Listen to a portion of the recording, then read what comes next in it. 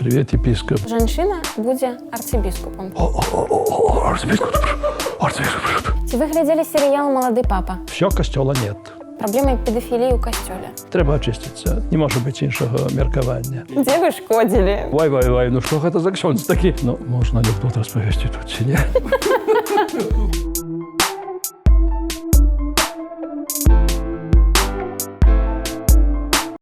Ваша экселенцыя, кім вы марылі стаць у самым дзяцінстве? Мне займала вельмі навука, мне займалі сціслыя дысцыпліны, матэматыка, фізіка. Я так тады вельмі хацеў пазнаваць, тады, вядома, пачала так буйна развівацца ядзерная фізіка. Мне здаецца, што я палез бы ў ядзерны рэактар, каб толькі штосьці зрабіць для навукі. Штосьці вот такое. Ну, мне хацелася быць з другого боку. З іншага боку, я быў веруючым чалавекам, бо рос у такім асяроддзі, у Адельску там радзіўся, там толькі каталікі былі, хаця шмат гадоў, доўгі час не было святара, аднак і бацькі, і бабця моя, дзядулі, я не памятаю, памёр раней. Яны ўсе былі веруючыя, я таксама быў выхаваны ў такім. Ну, хацелася штось таксама і для людзей зрабіць у гэтай галіне. Ну, але дзе там зрабіць, дзе тая семінарія, дзе там што гэта сам, ну, невядома было. Гэта былі 60-е гады, тут яшчэ вітальдовую фару, гэта, говорится, ну, амаль што на маіх вачах у Гродні збурылі. Я ехаў да касцёла, да школы ехаў аўтобусам. На Савецкай плошчы стаў аўтобус, людзей поўна было. І нехта кажа, всё, касцёла нет. Я зразумеў, у чым справа, бо ў горадзе казалі, што хочуць збурыць вітальдовую фару. Самы стары касцёл у Гродні 16 стагоддзя. Пасля школы пайшоў ужо вывозіць гэтыя руіны гэтага касцёла, вывозяць цэглы за горад. Людзі стаяць і плачуць. Вы плакалі? Ну, напэўна, вядома, бо месца, касцёл гэта месца спаткання чалавека з Богам, хаця ён быў не дзейнічы, ну, але аднак нават касцёл, які не дзейнічае, ён, у якім не царбуюцца святыя імшы, сакраменты, не абвяшчаецца Божае Слова, ён все равно прамаўляе. Езус сказаў, калі вы будзеце маўчаць, камяні будуць прамаўляць. Я думаю, што чырвоны касцёл у Мінску у тыя цяжкія часы пераследу веры, хаця там быў дом кіно, прамаўляў вельмі моцна, бо там былі бачны вежы. Катедра, можа, так не прамаўляла, бо не ўсе ведалі, што тут была катедра, бо тут быў дом спорту.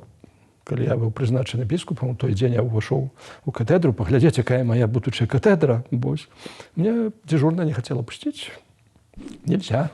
Здесь спортсмены только проходят. Ну, я ж такой, это хочу тоже спортом заниматься. Ну, пустил, поглядзеў.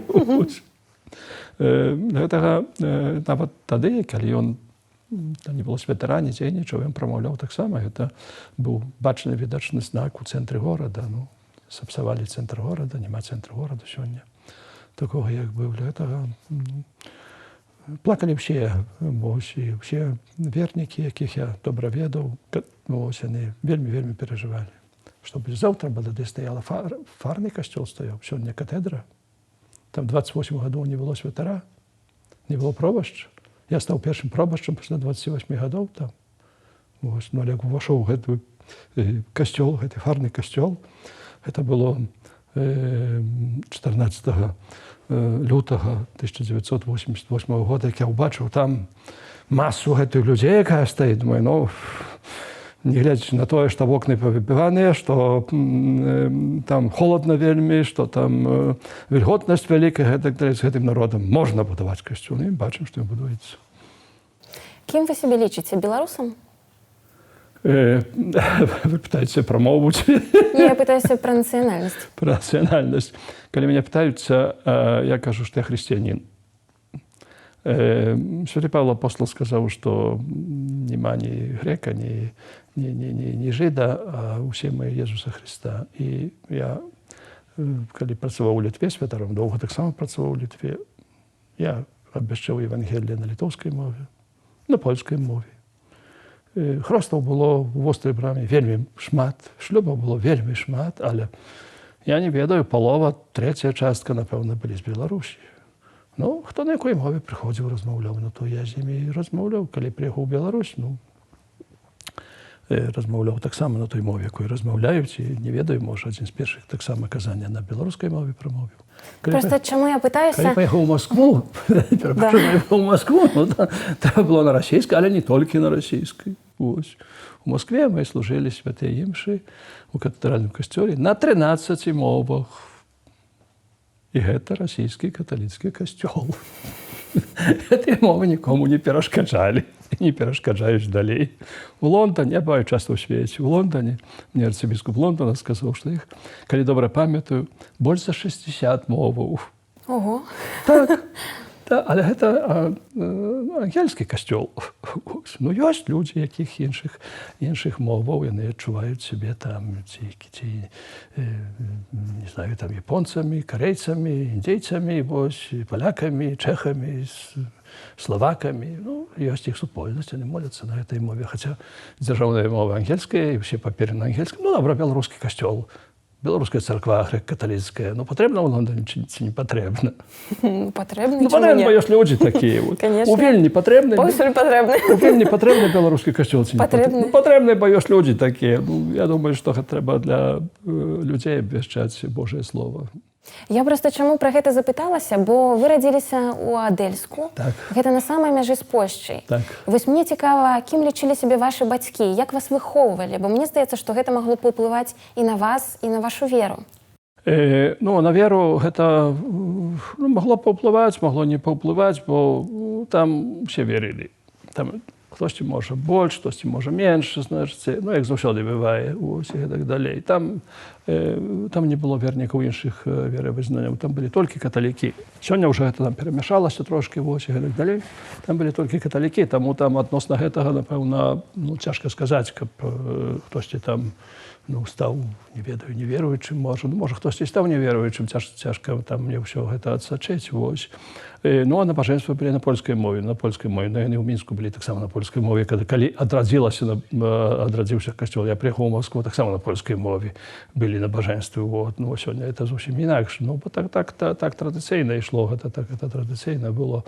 У нас размаўлялі дома бацькі вельмі добра размаўлялі на польскай мове, ну, вядома, і школу закончылі на польскай мове, усе там размаўлялі добра. Але паміж сабой размаўлялі, ну, я не ведаю, па-простаму. Па-мясцоваму, так? Па-мясцоваму, так. Нас называлі па-простаму. Але для іх было важна, вось хто яны, кім яны сябе лічылі, палякамі ці беларусамі? Ну, большасць палякамі лічылі, так. Але жылі тут, жылі ў Беларусі, іх радзіма тут была. Яшчэ мне цікава, вы ўжо пра гэта трошку згадалі. Вы марылі быць навукоўцам, ну, у пэўным сэнсе. Вы і паступілі на фізіка-матэматычны факультэт. Так. Але навука, ну, традыцыйна адмаўляе Бога. Як у вас гэтая супярэчнасць была ўнутры? Як вы яе вырашылі? У меня не было ніякой супярэчнасці. Вось, на вялікае шчасце у нас быў вельмі добры святар, Пётр Праташевіч. Пасля шмат гадоў, як не было ў нас святара зусім у Адэльску, вось, прыехаў святар, яго пасля ўжо смерці Сталіна, там іх некаторых святароў выпусцілі, і ён, я добра не памятаю, у якім годзе, 56, 55, 57, дзесьці ў гэтых гадах прыехаў. Яму была трошкі за 40 ўжо тады, вот, але такі вельмі жвавы, такі энергічны, такі, відаць, адукаваны. Яго казанні былі такія, што яны захаплялі ўсіх, там, ці ехалі. Аратар такі. Паслухаць, аратар такі добры. Мало таго, што аратар, ён яшчэ быў такі, скажам, арганізатар добры, вось, я добра памятаю, што ён адразу міністрантаў сабраў. Было дзяцей тады было шмат, сёння мала дзяцей. У сем'і шмат дзяцей было. Нас там было 30-40 міністрантаў, 10, вось. Вядома, за гэта мы даставалі па шапцы ў школе, вось, ну, але гэта там іншая справа, вось. Але першае ён кажа, што добра, вы тут міністранты, але вы павінны быць не толькі ў касцёле, вы павінны быць таксама яшчэ такім, ну, такім свечкай такой, скажам, у грамадстве гэтым, ва ўсёй вёсцы. Вашы паводзіны, якія? Як вы вучыцеся? Вот приходим, вы принеси дзённік, покажи, что ты там. Ён глядзеў? Так, ён глядзеў. А калі кепская адзнака, што казаў?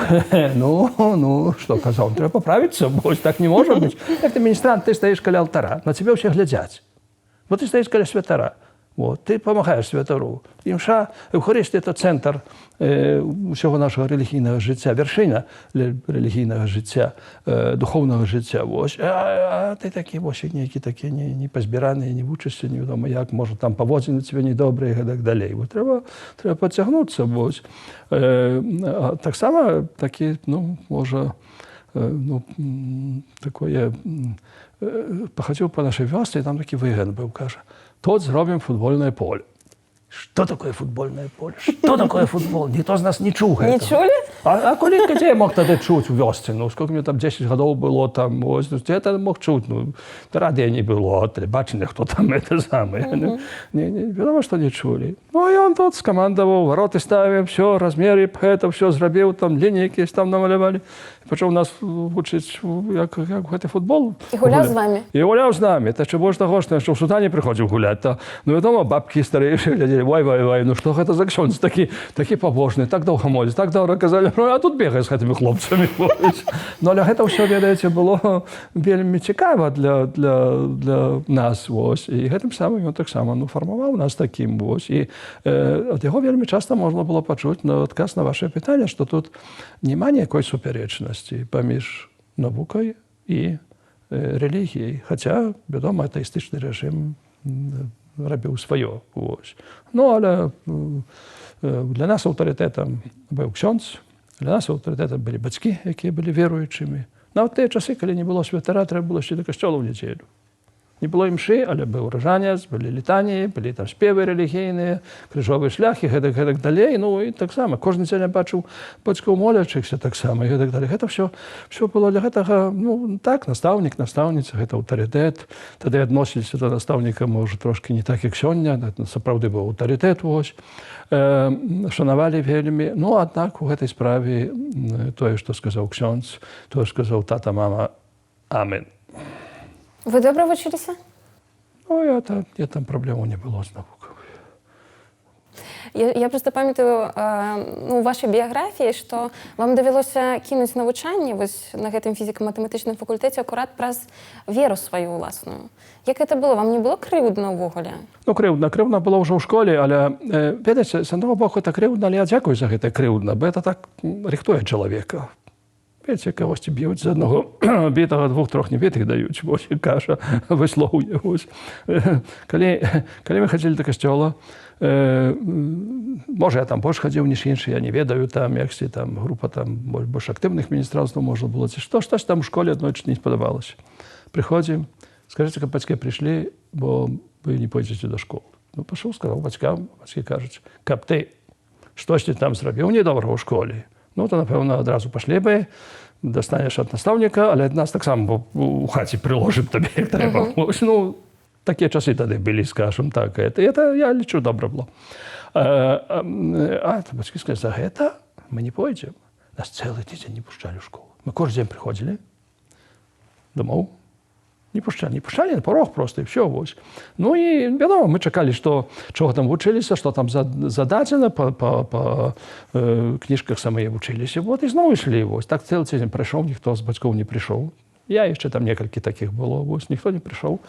Ну, тоді директор вистроїв всю школу перед дошкою пашани такі, були колись ці дошки, там мой здимок був, мене за вухо взяв, привів до і сорвав мою фотографію з цієї дошки.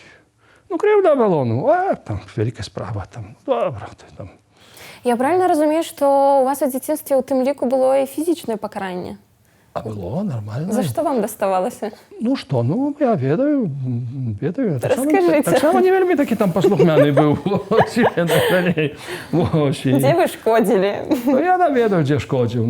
Ну, сестра була, може, там щось ведаєте, десь там, не, як чечі, може, щось сказали батьки зробити, а там недокладно зробив, чи відклав на завтра, скажемо, ось, і так далі. У нас було покарання, ставили в кут. Часами ставили на горох. На горох? На коленках. Ой. На коленках, на горох, на сушений горох. Ну що, але ти пам'яталася добре, що наступним разом, каб такого не було. Ось, а як ви сьогодні ставитеся до фізичного покарання дітей? Потім треба було ще перепросити батьків і поцілувати руку. Ось. Повага виховувалася таким чином? Повагу. да фізічнага пакарання. Я на ўсе гэтыя справы гляджу праз прызму Святого Пісання. У Святым Пісанні мы знойдзем шмат месцаў, дзе нагадваецца фізічным пакараннем. Напэўна, не трэба гэта разумець, мы кажам слово фізічнае, каб гэта здзек нейкі быў над гэтым. Гэта зусім не те. Гэта вот выхаванне. Вось, ну добра. Ну там дзесьці шлёпнулі трошкі там па мяккім месцы. Вось. І ну што сталася? Што сталася для этого дзіцяці? Ну, просто мяне, напрыклад, вельмі абурае, калі гэта адбываецца пасярод горада, у публічным месцы, і мне здаецца, што дзіця адчувае сябе прыніжаным, ну што гэта вот, ну... Добра, а я сёння дзякую Богу за тое, што мне тады дырэктар узяў за вуха і прывёў да гэтай дошкі пашаны і сарваў мою фатаграфію перад усёй школай. І мне загартаваў, бо я ведаю, што будуць іншыя яшчэ вымаганні нейкія, будуць іншыя выклікі. І тут, калі так вот выхоўваецца малады чалавек, дзіця, малады чалавек выхоўваецца, ну, нічога яму не можна сказаць, да яго дакрануцца не можна. І он у такіх цеплічных, скажам, умовах выхоўваецца. І он сматкае, цяжка, што мама не будзе, таты не будзе. Трэба будзе самому. А бачым і бізнес, і навука, і палітыка, і канкурэнцыя, і зайздрасць, і іншыя справы, і гэтак далей. Што тады рабіць? Дэпрэсія. Зноў штосьці не можа, псіхічна не можа. Тут трэба псіхолага, тут трэба яшчэ кагосьці, гэтак далей. Ні раз я не хадзіў ўсё сваё жыццё, ні такіх там псіхолагаў, нікому мне там не трэба было. Мне цяжка было, то бяру малітоўнік, бяру ружанец у рукі, малюся, Пане Боже, дапамажы, і ўсё ў парадку. У вас была свая форма псіхалогіі. Ну, свая форма, але гэта форма, ведаеце, яна ўмацаваная Божай ласкаю, вось. А без мяне нічога не зробіць, кажа Христус. Для гэтага,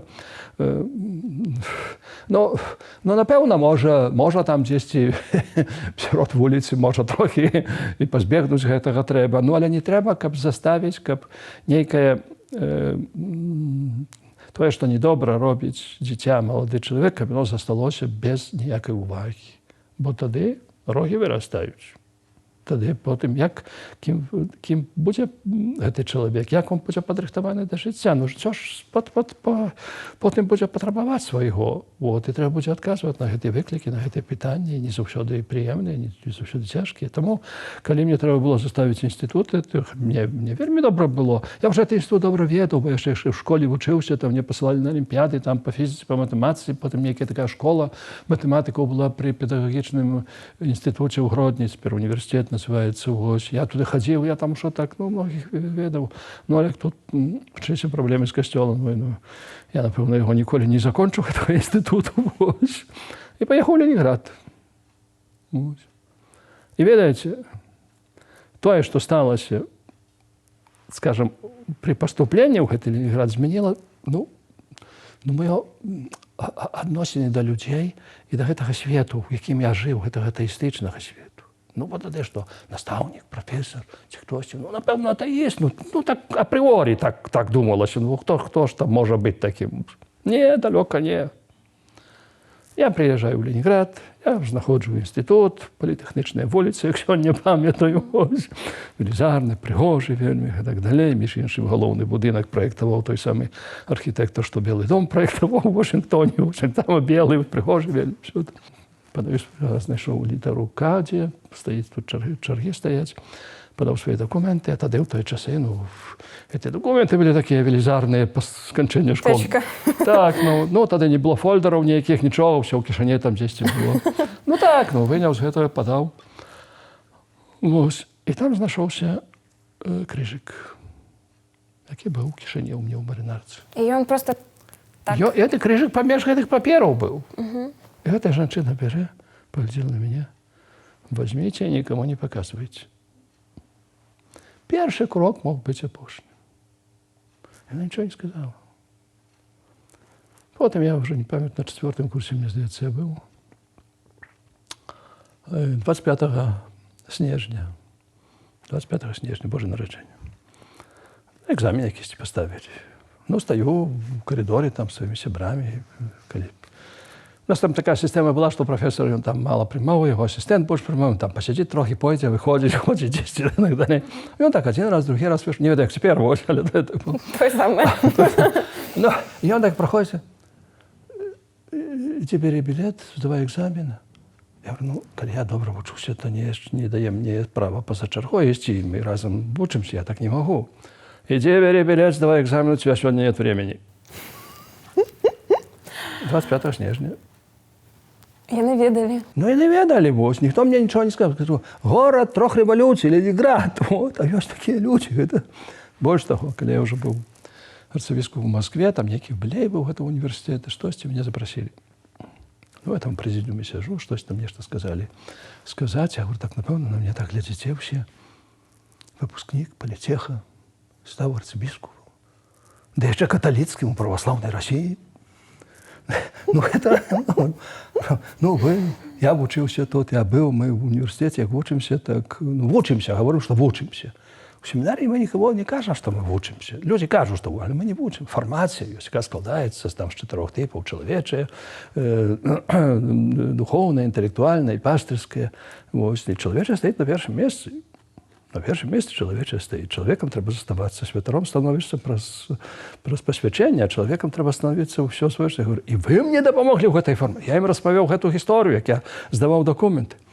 Перапынак быў на каву, падыходзіць такі да мне чалавек, кажа, я дацэнт політеха цяпер там універсітетам называецца. Вот. Ну і кажа, як выглядала гэта жанчына? Як выглядала? Я ж там не вельмі добра памятаю, як яна выглядала, эта жанчына. Это была моя мама. Яна мне нешта такое распавядала. І ўсім ходзіць, распавядай, моя мама выратавала, видите, будучага арцыбіскупа. Не, ну, ведаеце, вот такія вот малыя справы, але як яны кажуць, што нас тыя таксама часы, вось, этого атеізму, ваюючага атеізму, гэтай, які вёў да духоўнай пустыні, ну, былі людзі, якія паважалі духоўны выбар чалавека. Я ім удзячны. Скажите, где вы живете в Минску? У вас есть некая резиденция? Тут, як это выглядає? наверху. Тут? Так, на 3-м поверху. Як уладкаваны ваш побыт? Хто вам дапамагае? Ці вы, я не знаю, самі ходзіце ў краму, ці не самі? Просто цікавыя такія чалавечыя рэчы. Як вы жывяце? Не, ну, значыцца, нас тут жыве некалькі чалавек, тут і канцляр жыве, тут і дапаможны біскуп жыве, вось, яшчэ пару святароў жыве. Ну, ёсць две монахіні, две сястры, якія, ну, так сказаць, клапоцяцца пра дом, вось. Яны нам, так сказаць, рыхтуюць ежу, вось, калі, ну, часамі там штосьці сам зробіш, вось, ўжо, так скажем, меншае, вось. Ну, вельмі часта таксама мы, як біскупы, бываем даволі часта па-за домам, по набажэнствы розныя, это уже, вядома, пасля набажэнства ёсць абед там і так далей. У краму я хожу, але хожу, калі мне ўжо так штосьці трэба купіць, абутак там якісьці, можа, там касцюм, хаця вельмі мала я купляю. Тое, што я ўсё нашу, там мне хтосьці падарыць, хтосьці можа, не заўсёды па росту добра выходзіць. Я там вельмі не праймаюся гэтым справам. Ну, напэўна, што там трэба пашыць, трэба схадзіць, што памераць. Ну, тут у нас нідзе не шьюць, трэба або ў Польшчы заказваць, або ў Італіі. Тут ніхто іх не шье. Пакуль што, можа, будуць. Гэта, ну, хожу там штосьці такое, ну, просто ўжо што табе патрэбна, вось, вельмі патрэбна, вось, так-то там. Дзе вас можна сустрэць у Мінску апроч касцёла? Дзе вы бываеце проста ў горадзе? Так, як я казаў, ўжо это самае, ну, я, як пакуль да аперацыі хребетніка, то я на ровары мне часто спатыкалі, езу, привет, епископ. Люди, ну, это так само евангелизация такая, вось, ну, епископ ездит роваром, ну, як это так? Ну, езжу, я люблю, ну, футбол гонял так само, вось, играл, вось, хоккей колести гулял, вось. Ну, а теперь-то уже, ну, больше хожу, скажем так, вось. А есть любимые места в Минску? Ну, наприклад, парк, де ви відпочиваєте, ці ще щось, де ви просто любите пройстися? Я люблю пройстися. Я, ну, з натури люблю так от спортом таким займатися, скажем. Ну, може, сьогодні не будеш бігати вже, як колись це було, однак сидіти я просто не можу. Я не висидів, я не веду, як це саме. Я навіть тут, ну, тепер так само сидяча праця, людей треба приймати, і сьогодні з комп'ютером треба шмат працювати, ось. А так стану, похожу ось тут, по этому покою, ось трохи розамнуся, ось, щоденно роблю гімнастику рано вечором, це так само для здоров'я добре, ці плавання ще. Але найбільше я йду ось тут, каля дворця спорту, ось по набережній, вокол так прохожу, маю свою таку трасу. Це от так найбільше. Ну,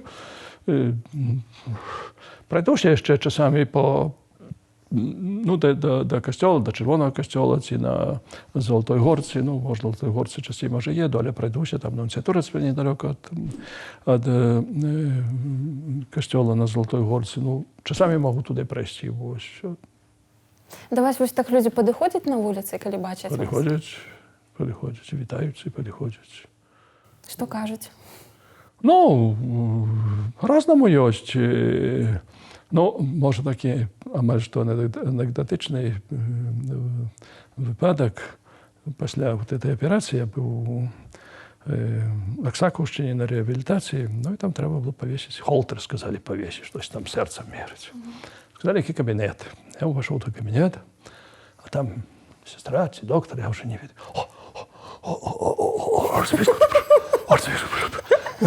Ось, ну, познала, добре.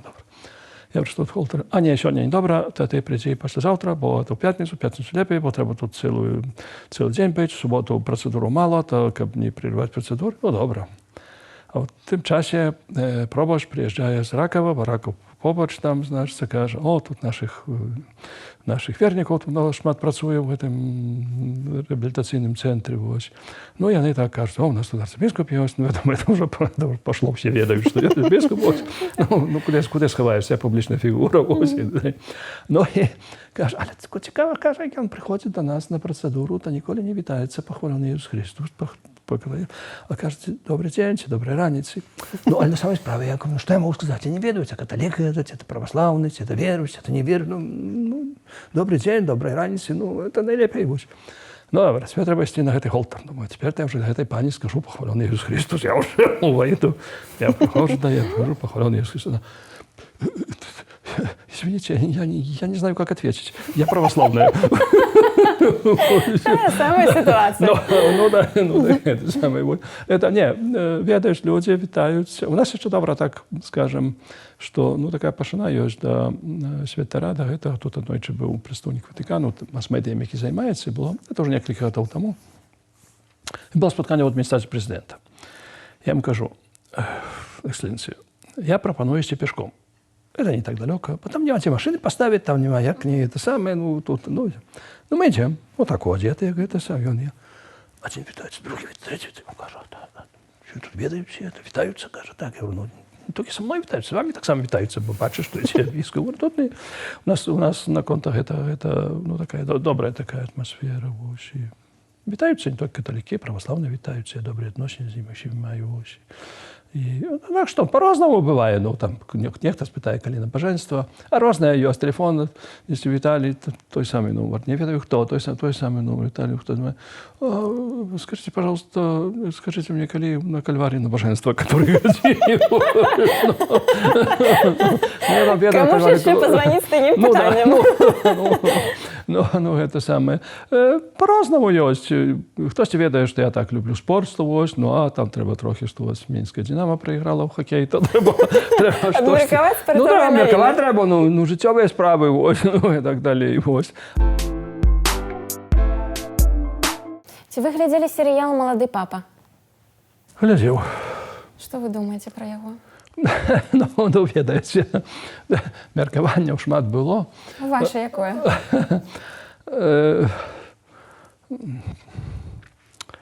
Ну, відається, мені здається, як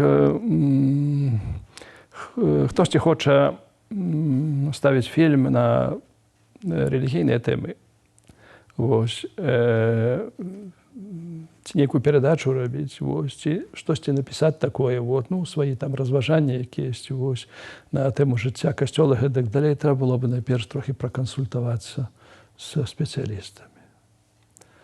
Щоб потім не виглядала, ну, недоречі некоторі речі.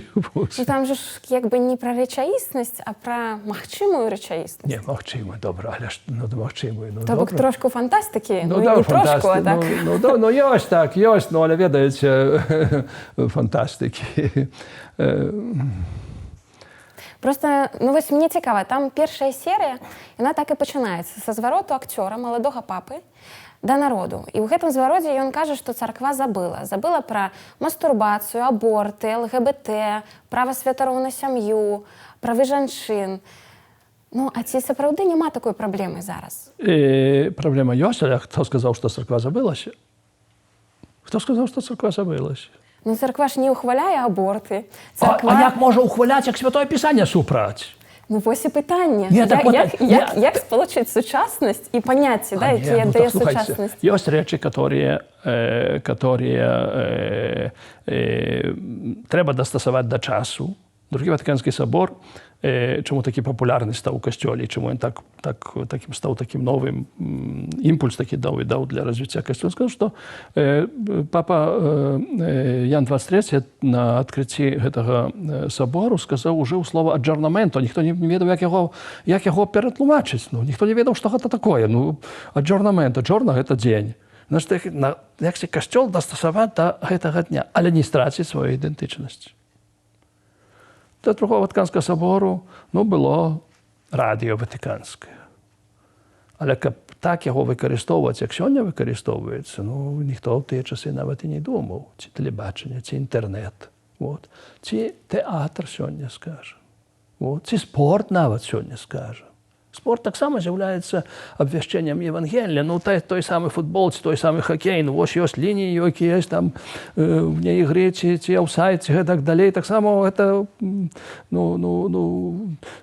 кожен вибирає свій спорт, який хоче собі. Хтось і футболіст, хтось і хокей, хтось і там баскетболіст, і так далі. Ну, але коли вибрав, там є норми. Треба їх притримлюватися, бо інакше буде жовта карточка, потім червона з поля.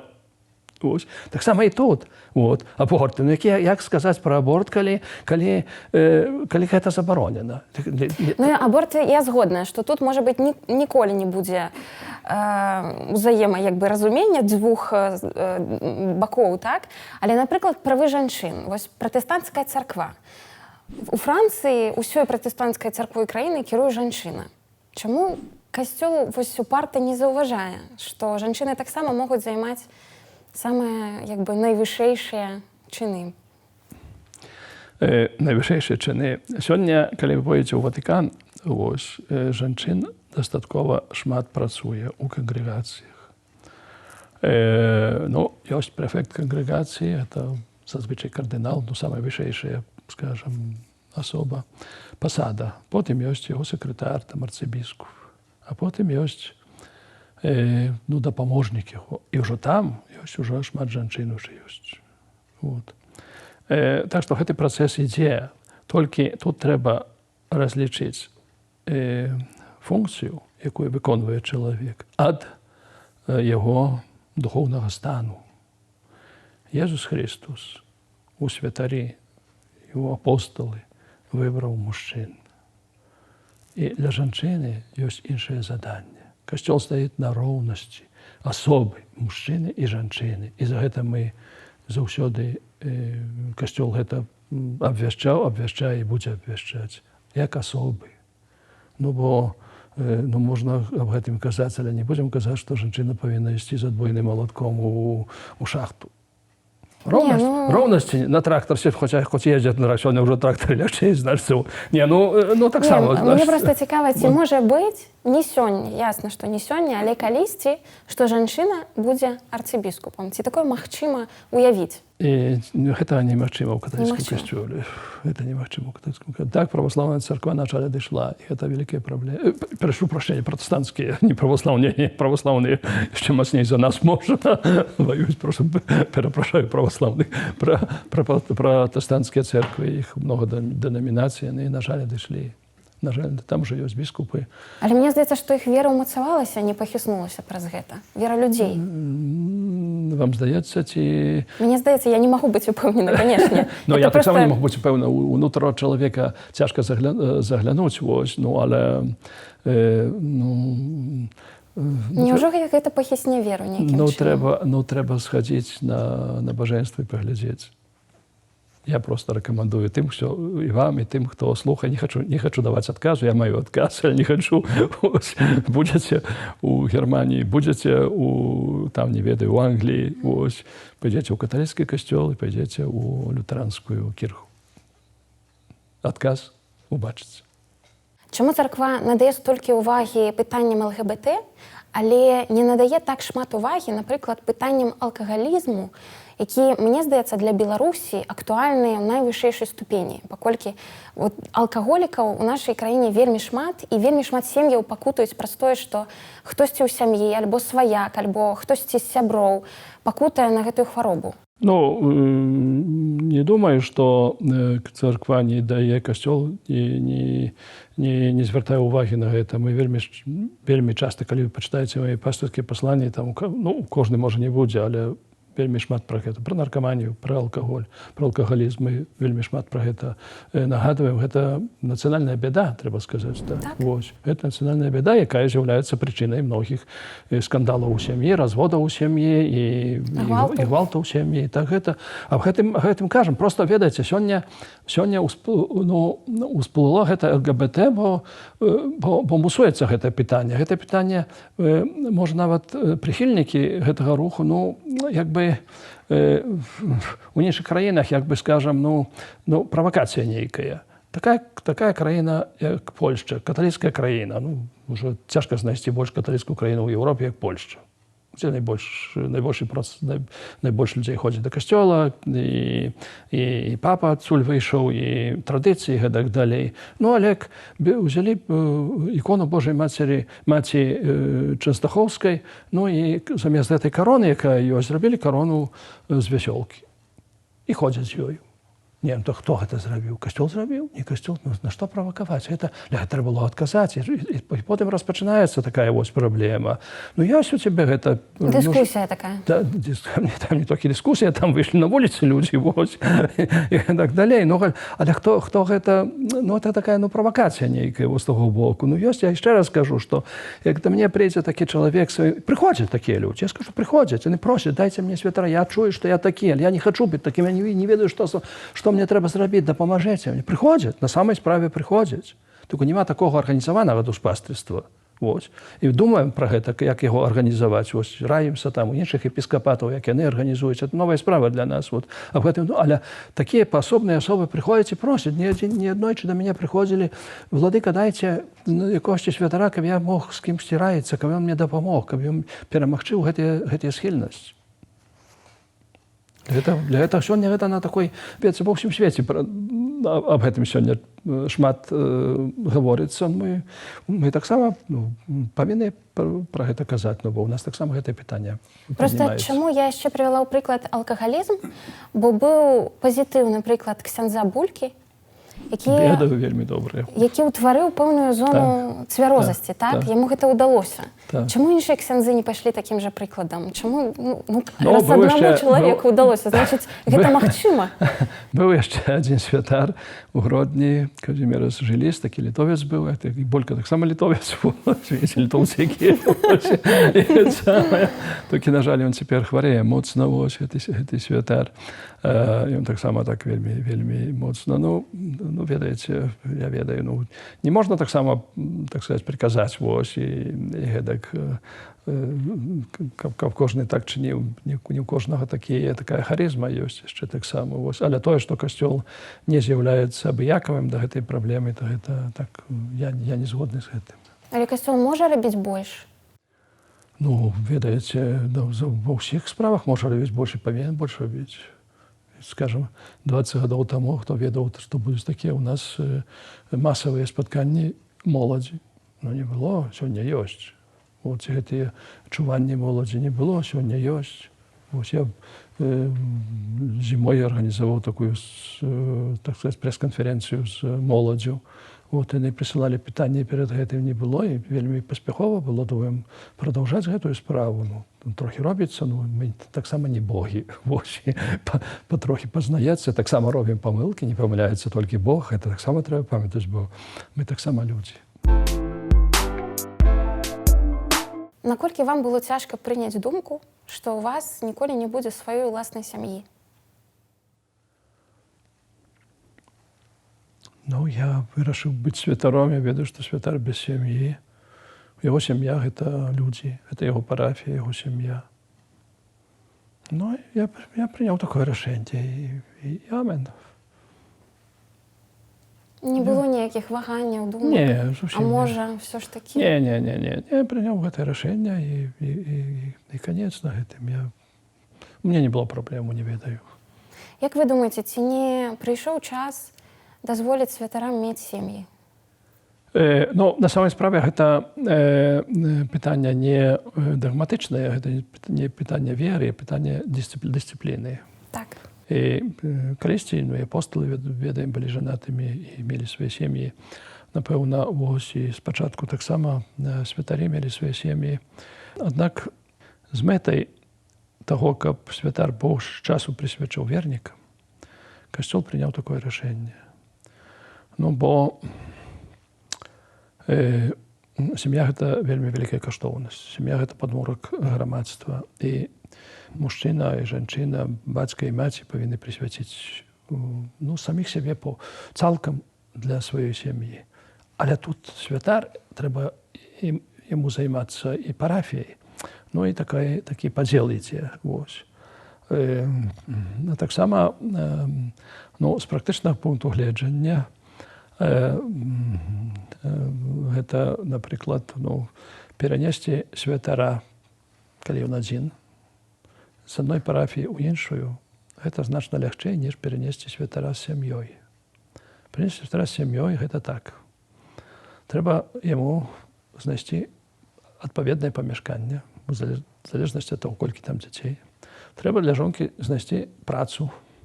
Трэба дзяцей перавесці як школьны год, як са школай. Гэта шмат такіх цяжкасцяў узнікае. Але самае важнае – это тое, што прысвяціць сябе да канца душпастырству, пастырскай апецы людзей, для якіх ты, скажам, прызначаны. Ёсць такія думкі і ў каталіцкім касцёле, і падчас сінодаў выказваюцца такія думкі. Цяпер нядаўна закончыўся так званы амазонскі сінод, які адбываўся ў кастрычніку месяца гэтага году. Там таксама падымаліся пытанні, каб высвячаць на святароў так званых віры пробаці. Гэта мужчыны, якія маюць сем'і, але ўжо якія перад гэтым, можа, былі сталымі дыяканамі, якія маюць добрую падрыхтоўку, ну і маральную падрыхтоўку таксама, і тэалагічную, багаслоўскую падрыхтоўку. Але толькі для гэтага рэгіёну. Гэта вельмі такі вялікі рэгіён. Там колькасць людзей, можа, она не такая вялікая, каля 20 мільёнаў жыве. Аднак яны па гэтых бушах раскіданы далёка адзін ад аднаго, і цяжка да іх дайсці. Каб былі на месцы, яны часамі чакаюць імшы год, можа, каб святар прыехаў гэтак далей з гэтай мэтай. Я памятаю, яшчэ 1990 год быў такі сінод пра святарства, і тады ўжо падымалася гэтае пытанне некаторымі біскупамі, бо падае колькасць пакліканняў, то будзе большая колькасць пакліканняў. І памятаю, тады выступіў адзін біскуп з Канады, ён належыць да грэка-каталіцкай царквы, у якой святар можа мець сваю сям'ю. І ён сказаў, нічога гэта не дапаможа. У нас можна жаніцца, можна мець сям'ю, але пакліканняў ад гэтага больш не становіцца. Пакліканне – гэта пакліканне, гэта не святарства, гэта не прафесія, гэта Бог кліча для служэння. Але ведаеце, пакліканне так. Для мяне, напрыклад, гэта наўпрост звязана з іншай праблемай, якая вострая, якая вельмі шырока абмяркоўваецца, так? Праблемай педафіліі ў касцёле. І вы глядзелі б фільм братоў Сякельскіх? Глядзеў. Што вы думаеце пра гэта? Што вы адчувалі? Так, гэтая праблема ёсць. Толькі, напэўна, кожны грэх – гэта грэх, і кожны выпадак такі – гэта недапушчальны проста. Так не павінна быць. І бяда касцёла, што ён, можа, падсупнула жыў гэтыя пытанні і не вырашаў адразу. Гэта трэба прызнацца да гэтага. Лепей пазней, ніж ніколі, трэба да гэтага прызнацца. Аднак я лічу, што гэты фільм быў такі тэндэнцыйны вельмі. Напрыклад, прыходзіць гэты той самы Сякельскі, ці як там, значыць, яго там зваць з братам сваім, у Кракаве да арцыбіскупа вечарам і тэлефануе. І кажа, глядзеце, не адчыняе, глядзеце, а ты ўмовіўся. Ты дагаворыўся часам, калі прыйсці. Можа, там гэтага спіску няма. А можа, вечарам, яго тоже ёсць гадзіны, калі ён прымае, калі не прымае. І гэта ўсё перадаецца, і асабліва моладзь можа паглядзець на галідзе, от біскуп не прыняў. Як не прыняў? Ці ён дамовіўся, ці не. І там некалькі такіх ёсць выпадкаў. Ці тая жанчына, якая прыходзіць да святара і яго абвіняе, гэтак, ну, святар прызнаецца, што ён вінаваты ў гэтым. Яна сказала, што гэта мой муж. Гэта не яе муж. Вот. Гэта яна там кажа пра тое, што ёй цяжка... Падстаўное... Пра гэта сапраўды цяжка. Мне цяжка ўявіць, як можна прыйсці да гэтага чалавека і наўпрост яму расказаць, што ён з табой рабіў. Так, гэта, напэўна... Проста прагаварыць гэтыя рэчы, якія цяжка вымаўляць услух. Я гэта бачыў на спатканні біскупу, старшыні канферэнцыі біскупскай канферэнцыі у лютым гэтага году, калі папа нас усіх склікаў на 3 дні на эту канферэнцыю. І там выступалі такія людзі. Некаторыя хавалі свой твар. Некаторыя не хацелі, каб іх голас змянялі. Гэта цяжка, напэўна, я разумею, цяжка. Але наступная справа. Добра, што ў касцёле гэта гаворыцца. Гэта павінна гаварыць. Не можна гэтага скрыць, не можна гэта. Трэба ачысціцца. Тут не можа быць іншага меркавання. Але чаму не гаворыцца пра гэтае злачынства ў сям'і? Іх больш усяго ў сям'і. У касцёле гэта не поўныя 2%. Толькі. Нават хай будзе 0,2%, гэта не дрэнна. Можа, мы проста не ведаем усяго? І чаму той пан Сякельскі, ці хтосьці іншы... Яны таксама гэтую думку кажуць. Пра іншыя кажа, але видзіце... Там цікава, што ахвяры кажуць, што іншыя ксяндзы, напрыклад, яны не маглі не чуць. Не маглі не чуць, бо гэта адбывалася часам у суседніх памяшканнях. І было такое пакрыццё, хаванне таго, што адбываецца. Не тое, каб прызнаць і проста адасобіць яго ад дзяцей. Всё. Нельга. Гэта праўда. Гэта праўда. І дзякуй Богу, што сёння касцёл гэта прызнаў. Але трэба таксама глядзець шырэй, бо гэта ўсё больш усяго ў сям'і. Больш усяго ў сям'і. У сям'ях гэта проста катастрофа. Далей ідуць і тэатр, і школа, і войска, і гэтак далей. Проста вы ж разумееце, чаму да касцёла такое стаўленне не проста як да сям'і. Але трэба казаць больш шырэй. Не толькі так, тут шырэй трошкі казаць. І касцёл на гэтага прызнаўся, і вельмі добра зрабіў. І думаю, што гэта такі крок да таго, каб нейкім чынам... Далей, наступная справа. Касцёл у кожных краінах дзейнічаў таксама ў межах закона, дзяржаўнага закона, які існаваў. Але не паўсюль было сказано, што трэба ісці ў паліцыю і сказаць аб гэтым. Там не тое, што ў паліцыю, там бацькам дзеці не баяліся сказаць. Это дзеці баяліся сказаць, але я ведаю аб гэтым, што гэты штосьці святар зрабіў такое. Нічого не сказано, што я павінен ісці ў паліцыю сказаць, ці не павінен сказаць, значыцца. Гэта недобра. Цяпер таму нам дано заданне такое для ўсіх касцёлаў, для кожнай канферэнцыі біскупаў да 1 чэрвеня наступнага году апрацаваць модус агенди, як мы павінны дзейнічаць у такім выпадку. Я даведаўся, як біскуп, хтосьці мне сказаў, ці святар іншы даведаўся, што ён павінен рабіць. Інструкцыі такія. Такія інструкцыі. Але ўжо тады было ясна сказана падчас гэтага спаткання. Ёсць у вашай краіне такі закон, ці няма ў вашай краіне такога закона, дзяржаўнага закона, што трэба сказаць паліцыі. Кожны святар, кожны законнік, кожны біскуп, даведаўся пра гэта, адразу на пісьме павінен паведоміць міліцыю. А як у Беларусі у нас увогуле з гэтай праблемай? Таму што ясна, што ў Польшчы гэта... Таму што сякельскія там ёсць, у нас няма такіх сякельскіх, мы не ведаем. Ведаеце... Вы сказалі пра 2%, гэта тычыцца ўвогуле як бы... Гэта ўведзецца ўвогуле ўсяго касцёла. То, што вядома. Дзякуй Богу, пакуль што не я, ні хтосьці з іншых біскупаў, бо я павінен быў рыхтаваць на гэтае спатканне такі справаздачу такую для папы, я пытаўся іншых біскупаў, якія ніхто пра гэта не чуў. Дзякуй Богу, я не ведаю, больш нічога не магу сказаць. Але пасля гэтага спаткання з біскупамі, біскупаў з папам у Ріме, як прыехаў, я першае, што сказаў святарам, як толькі я даведаюся, хочаце вы гэтага ці не ведаеце, адразу і у Ватыкан ідзе паведамленне, і адразу ідзе паведамленне ў міліцыю. Адразу. Дзякуй Богу, пакуль што гэтага не было. Не ведаюць, цяжка сказаць. Але як такое было, і гэта касцёл у Беларусі будзе адразу рабіць. Потым будзе апрацаваныя гэтыя інструкцыі, як вы кажаце, якім чынам паступаць. Ужо закранулі таксама тэму хатняга гвалту ў сем'ях. У нас хацелі прыняць закон, так? І касцёл таксама ўдзельнічаў у дыскусіі, прымаць ці не прымаць, у якім выглядзе.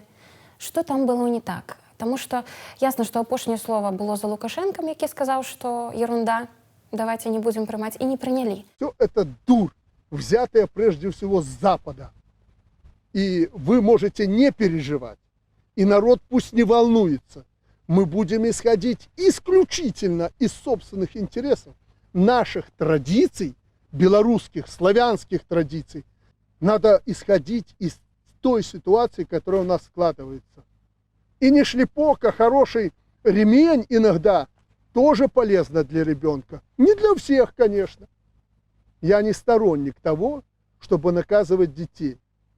Ну, Виктор часто получал, он от меня как старший. Младшего, я вообще, ему 15-й год, я никогда его не наказывал. Он этого не заслуживал.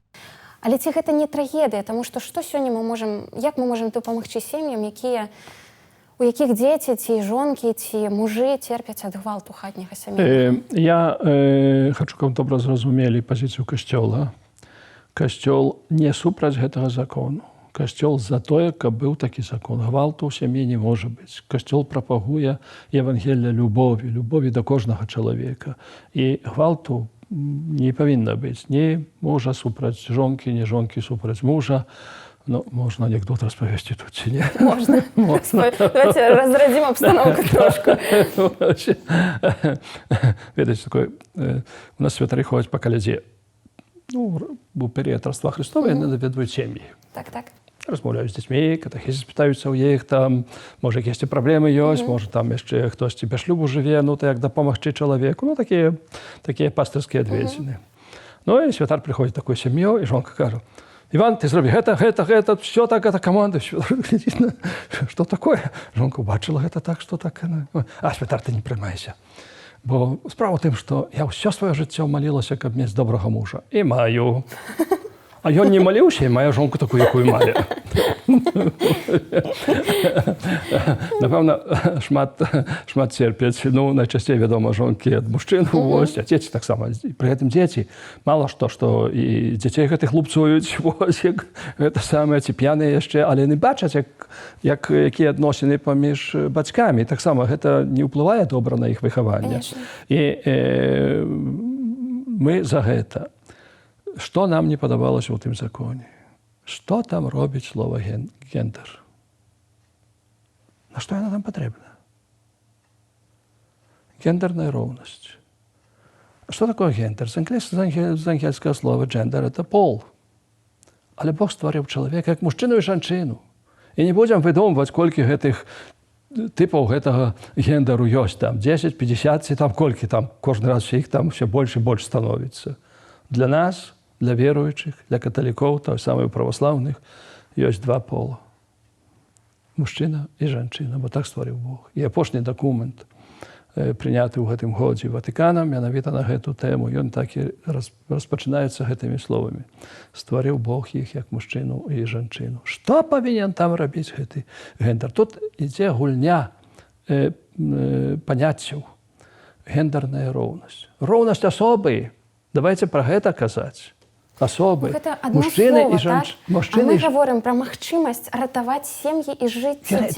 Добра, але выкінем... Ці гэта супастаўна? Выкінем гэты гендер адтуль. І мы, это адно. Потым іншае таксама трэба трошкі лепей апрацаваць, як могуць, скажам, на падставе чаго могуць забраць дзяцей у бацькоў. Мы таксама чытаем, много такіх скандалаў ёсць. Ну, забралі. Ось. А на самай справе там нічога сур'ёзнага не было. Ось. Ну, бо штосьці там шляпнуў трошкі па мяккім месцы, ўжо забралі. Ну, я быў сведкам у Вільні. Знаходжуся ў адной сям'і. Ось. Ну, і сын у іх там гадоў, я ведаю, 9-10, 10, так. Ось. Ну, там тэлевізор глядзіць. Ужо быў так вечар. Уже выключай телевизор, иди. Не буду. Не, уже выключай телевизор, иди. Ну, пошел. бо можа я быў, можа гэта самае. А бацька кажа, уже неаднойчы сказаў, ты на мне не кажы, каб я выключу, бо мае правы порушаешь. Я зараз зателефоную, а там их уже этот закон принятый, там уже полиция приедет и разбираться будет. Вот. Я ведаю, куда телефоновать. Ведь у этой справы недопрацаваныя там. А так мы супраць гвалту ў сям'і. Супраць гвалту ў сям'і. Дзякуй Богу, цяпер, скажем, ну так, президент, так сказать, наклаў вето, скажем, на гэты закон, на проект гэтага закону. Аднак, гэты закон быў апрацоўваўся Міністэрствам унутраных спраў. Цяпер нас, каталіцкі касцёл, запрасілі да супрацоўніцтва з гэтым міністэрствам. Гэта добры крок. Мы там цяпер сядзім, калі нас паклічуць, вядома, вось. Мы тады з імі размаўляем, сваю пазіцыю даносім. Яшчэ раз хочу сказаць, не аб гендернай роўнасці ідзе справа, а аб роўнасці асобы. За гэтым касцёл стаіць. Просто, ну вось, як, ну, напрыклад, я на гэта гляджу, да, што ёсць сітуацыя, рэальная сітуацыя, што ёсць муж з жонкай, ты зараз недавно быў скандал, там ён яе збіваў перыядычна, але вось у апошні раз, калі гэта ўсё выйшла на паверхню, ён свайго сына малалетняга 4гадовага спачатку збіў, пасля абліў вадой, выставіў на балкон, пасля выгнаў з кватэры, і гэты маленькі хлопчык залез, добра, што там стаяла каляска суседзяў нейкіх, і ён залез у гэтую каляску, там спаў всю ноч, і раніцай яго знайшлі суседзі. І паколькі жанчына не пісала заяву ў міліцыю, ніхто нічога не мог зрабіць. І вось гэта праблема. Не, ну, напэўна, гэта праблема. І мы за тое, каб такую праблему вырашаць. Але яшчэ раз кажу, ось, вот, калі гэта дзіця трэба забраць адтуль, так, напэўна, ось, гэта, дзе ёсць гэты рубікон? Вот. Гэта трэба нейкім чынам праўна вырашыць, а не проста так, што вот, ну, суб'ектыўна прыйдзе міліцыя, ну, ага, это так, забралі, не забралі. Бо таксама ёсць такія прыклады. Як гэта ўсё ўчыніць? Для гэтага мы сядзім сёння там, калі нас запрашаюць, і працуем над гэтым. Я думаю, што калісьці такі закон будзе прыняты, ён патрэбны такі закон. Только яшчэ раз скажу, гэтыя гендеры там не патрэбныя зусім, ось, бо тут гульня паняццямі, гендерная роўнасць, у нас роўнасць асобаў. Мы стаім на гэтым.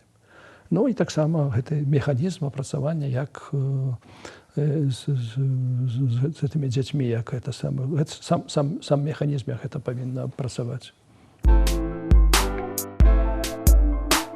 Што самае страшнае вы чулі ў сваім жыцці на споведзі ад чалавека? Ну, я не магу пра гэта нічога казаць. Споведь – это споведь. Гэта цяжка вам? Ну вось, калі іншы чалавек расказвае вам пра сваё жыццё. Гэта цяжка ўсё ўспрымаць, прапускаць праз сябе? Напэўна, гэта цяжка, што чалавек зрабіў гэта, але радасць бярэ, што чалавек хоча з гэтага пазбавіцца. Прыклад такі. Я быў правашчам у фарным касцёле ў Гродні, это 1988 і 91 гады. Уже 89-91 я біскупам быў правашчам, пакуль жа ў Москву не паехаў, мяне не перавялі. І аднойчы тэлефон. Знімаю трубку ў закрыстыі. І да мне кажа, што замначальніка вязніцы. Я там вязніца побач. Вот. Ну, от, кажа, тут двух вязняў збунтавалася, хочуць святара. У тыя часы. Я не памятаю, это 88, 9 год, дзесьці так, может, 90, ну, такі год. Ну, добра, я паслаў вікарнага схадзіць там, паглядзі, што. Ну, прыходзіць. І кажа, двух забойцаў. Вот. І кажам, ну, трохі нам тут газеты прыносяць, трохі мы тут тэлебачылі можам паглядзець, цяпер перастройка ідзе, бачым, што тут праваслаўная царква адсвяткавала тысячагоддзе хросту, штосьці такого змяняецца, і тут пачалі званы біць на касцёле, той час пачалі біць званы. І мы прыйшлі да высновы, калі б мы былі бы веруючымі, мы бы не зрабілі бы таго, што мы зрабілі. Навучыце нас. Ну, это не была споведь, але это як быццам споведь была гэтых людзей. Якая радасць для гэтага, што чалавек, можа, ўсё жыццё будзе сядзець там, я не ведаю, але ён паяднаецца з Богом. Напэўна, ён зрабіў зло. Напэўна, тое, што сёння мы пра смяротнае пакаранне, там патрэбна, не патрэбна і гэтак далей. Гэта чалавечая асоба, створаная Богам і предназначаная да вечнага шчасця, но, напэўна, гэта вялікая бяда і гэтак далей. Але што рабіць? Трэба яму дапамагчы. Таксама гэтаму ЛГБТ трэба дапамагчы, таксама і гэтаму чалавеку трэба дапамагчы. Я хочу яшчэ трошку пагаварыць пра царкву ў заходняй Беларусі. Ці праўда, што там такі вялікі ўплыў мае Польшча? Што фактычна гарадзенскія арцыбіскупы вам не падпарадкоўваюцца? І сваю палітыку там на месцах праводзяць. А чаму ім павем не падпарадкоўваюцца? Ну, проста, вы тут самі сабе, яны там самі сабе. Гэта пытанне часта ўзнікае, я мітрапаліт, быццам мне ўсе падпарадкоўваюцца. У каталіцкім касцёле трошкі інакш, ніж у праваслаўнай царкве. У праваслаўнай царкве ёсць мітрапаліт Павел, яму падпарадкоўваюцца ўсе біскупы. У нас кожны біскуп аўтаномны, кожны. І ён сам кіруе сваёй дыяцэзіяй. Я, як мітрапаліт, маю нейкія правы. Яны прапісаны ў кананічным праве, у законе гэтым кананічным. І я іх магу выкарыстаць у нейкіх выпадках. Напрыклад, біскуп павінен візітаваць парафіі, а ён не візітуе. Я павінен яго заклік сказаць, слухайся, кананічнае права, калі ён не слухае, я павінен паведаміць Ватыкан. Памірае біскуп, напрыклад. Паміраюць усе, біскуп таксама памірае, папа памірае, біскуп памірае, і так далей. І не можа дыяцэзія быць без біскупа, не можа быць без чалавека, які кіруе, то не абавязкова павінен быць біскуп. І тады ёсць такая рада кансультару, 6 чалавек. Яны павінны сабрацца і цягам 8 дзён выбраць чалавека, які будзе кіраваць дыяцэзіяй до той пары, пакуль Ватыкан не прызначыць біскупа. А яны не выбралі. Прайшло 8 дзён. Тады я беру спіс святароў той дыяцэзіі і назначаю кагосьці. І той павінен кіраваць дыяцэзіяй на гэта. Але ўходзіць ва ўнутраннія справы якогосьці біскупа, якогосьці дыяцэзіі я не маю права. Кананічнае права мне забараняе гэта. Для гэтага, скажам, не падпарадкоўваюцца там мне, ці камусьці так не можна казаць. Як вы глядзіце на тое, што там пануе польская мова?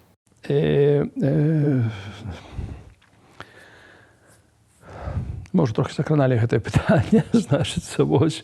Там проста яно, у маім разуменні, яно нават працуе на эміграцыю, што моладзь праз польскі касцёл вывучае польскія традыцыі і пасля з'язджае ў Польшчу, ўжо ведаючы мову, ўжо падрыхтаваная глеба, і там...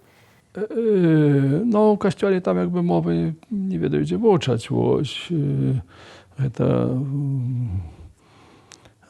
Я польскую мову добра ведаю, але мне ў касцёле ніхто не вучыў. Я сам вучыўся. Так само і літоўскую. Там ёсць польскія школы ў Гродні. Это одна школа польская ў Гродні ёсць. Там не польскія школы, это одна школа польская ў Гродні ёсць. Потым ёсць, мне здаецца, у Лідзе яшчэ, здаецца. Я не ведаю добра, штосьці чуў, так што ёсць. Але там больш на расійскай мове выкладаюць, ніж на польскай. Рэальнасць. Такая рэальнасць. Эта школа, называецца так, вось. Я там у ёй ніколі не быў, толькі тое, што чуў, магу толькі тое, што чуў, тое магу сказаць. Я не магу сказаць, колькі імшаў ёсць на беларускай мове у Гродні, але не ёсць. Гэта я дакладна ведаю, што ёсць у катедры і ёсць на Дзевятоўцы. Гэта імшыя. Ці ёсць яшчэ ў якімсьці іншым касцёле, я гэтага не ведаю. Ёсць таксама шмат парафій, дзе, скажам, імша ёсць на польскай мове, але чытанне і гамілія на беларускай мове. І гэтых становіцца ўсё больш і больш. Чаму цалкам не адысці ад польскай мовы? Я вам задаваў пытанне, ці патрэбны ў Вільнюсе беларускі касцёл. Можа, пойдзем на літоўскі, ўсё будзем. Чаму ў Лондоне ёсць цэлая царква? Тут жа ў Гродні ўсе беларусы, не ўсе, пераважна. Таму і пераважна зрабіць усё па-беларуску. Так зачакайце, пытанне ў Вільнюсе, у Лондоне. Чаму? Ёсць беларускі касцёл. Толькі на беларускай мове. Толькі. У Вільнюсе аддалі цэлы касцёл, яго там ніколі не было.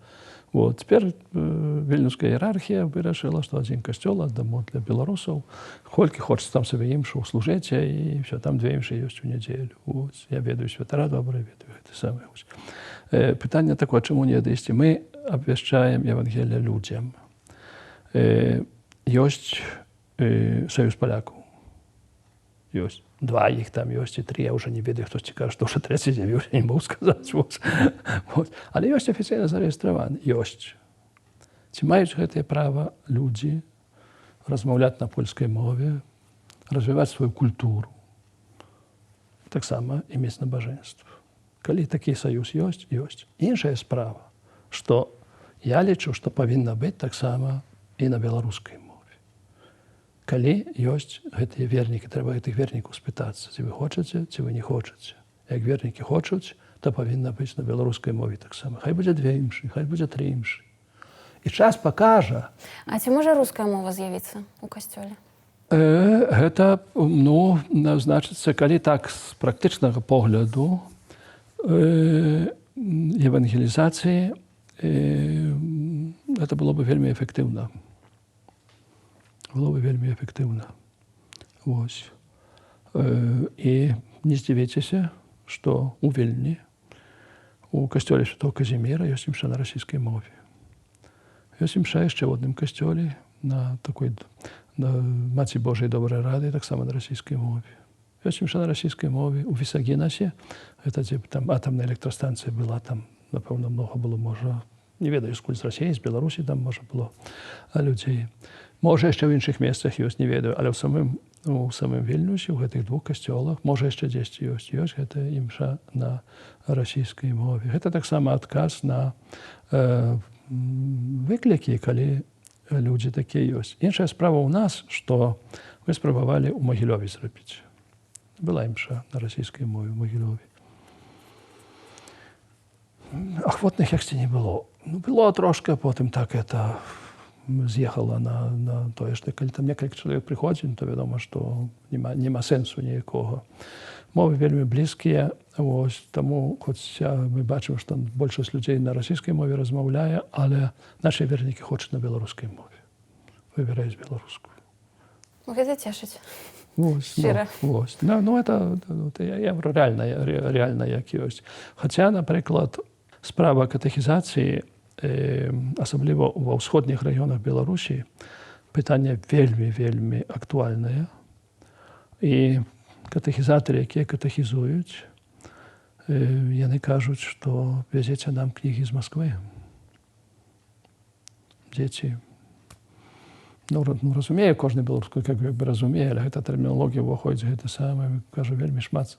Проста самыя перакладаем, як можам з беларускай на расійскую. Гэта вельмі складанае пытанне. І што рабіць? Я хочу згадаць адну сітуацыю, якая адбылася ў 2010 годзе. Это не сітуацыя, это плошча 2010. Тады на плошчы было вельмі шмат людзей, тысячы. І у час, калі пачалі людзей біць дубінкамі, людзі хацелі схавацца ў касцёле. Але касцёл зачыніў дзверы. Там гарэла святло, але людзей не пускалі ўнутр. Я хочу спытаць, чаму так адбылося.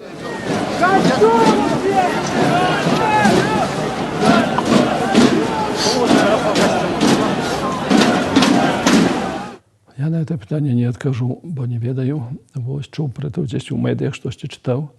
У той дзень, я добра гэта памятаю, было апладковае спатканне з медыкамі на Золотой Горцы. Трэба спытаць, которая гэта гадзіна была. Вось, да которой гадзіны касцёл адчынены. Гэта была ноч, фактычна. Ну, ноч такая, а калі касцёл замкнёны. Але там гарэла ўнутры святло. Там увесь час гарыць святло. Вы думаеце, там нікога не было? Я не ведаю, можа, стораж быў адзін. А хто там стораж быў? Як ночэ, ну, то хто будзе ўначы там, это самае, хто там, што стораж там сядзіць, напэўна, стораж ёсць, там ёсць стораж. Вось, у касцёле, там увесь час святло гарыць. Сторож ёсць, як ён жыў ночэ, так, ну, то слухайце, это, я думаю, што это... Ну, трэба было бы даведацца, з пробашчам паразмаўляць і гэтак далей, на эту тэму ніколі не размаўляў. Я чытаў гэты абвінавачванне. У людзей было неразуменне, што шукалі паратунку слухайце, неразуменне, хата ваша адчынена ўвесь час? Не. Ну так вось і пытанне, значыць, магазин увесь час адчынены? Не. Рэстараны нават зачыняюць, которые ўначы працуюць, а дзесь там іх там зачыняюцца нейкай гадзіне. Скончыўся час працы, скончыўся, вось імша скончылася, людзі выйшлі з касцёла, апошняя імша выйшлі з касцёла, то што рабіць далей? За тое, што там білі людзей? Ну, болела. Ну, напевно, треба вести діалог, треба діалогом вирішати і питання, які стоять у громадстві. І добре, що гэтымі студентцами, гэтымі, перепрошую за такое слово, вот, эти проблемы были. И я ведаю, я сидел в аэропорту, в Мюнхене, в Франкфурте, я уже не памятаю, сколько там 5-0 писал там что-то такое, вот там нечто такое ось розпочиналось. Просто в інтернеті бачив, зміна самолітів була некалькі гадзін гэтага часу меў. Трэба такі пытанні ўсе дыялогам рашаць, трэба разам сядаць за стол перамоў усе бакі. Глядзіце, у нас беларусы вельмі часта мараць пра пенсію, вось пра тое, каб пайсці на пенсію, ўжо адпачыць. А у вас няма жадання проста пажыць для сябе? Ну, не, я над гэтым пытання сабе такого не ставіў ніколі. Першы раз хтось тебе такое пытанне паставіў. Я пайшоў у семінарыю, каб служыць людзям, каб служыць Богу, служыць касцёлу. Папа зрабіў мне біскупам, ну, служу в Беларусі, в Расіі, тут служу. Там, дзе скажа, там служу. Напэўна, становішся старэйшы і, говорится, і хваробаў больш становіцца, вот, і, можа, там уже не так хутка можна дзесьці там даехаць, дайсці, ці такім спраўным быць, як раней, хаця яшчэ, дзякуй Богу, Бог благословляе. Вось, але, каб сказаць, што ўсё ўжо канец, я ўжо тут не хачу, я ўжо пойду, буду сабе ляжаць толькі і так далей. Это не мой стыль жыцця, я не могу. А калі чалавек верыць, але не ходзіць у царкву, гэта нармальна? Ну, а калі вы бачыце такую добрую, смачную ежу, асабліва дзеці, калі бачаць там такі торцік дзесьці там, але это за вітрінай. Это нормально? Ну, хацелася. Ну, даведаеце, таксама тут, значыцца, вот.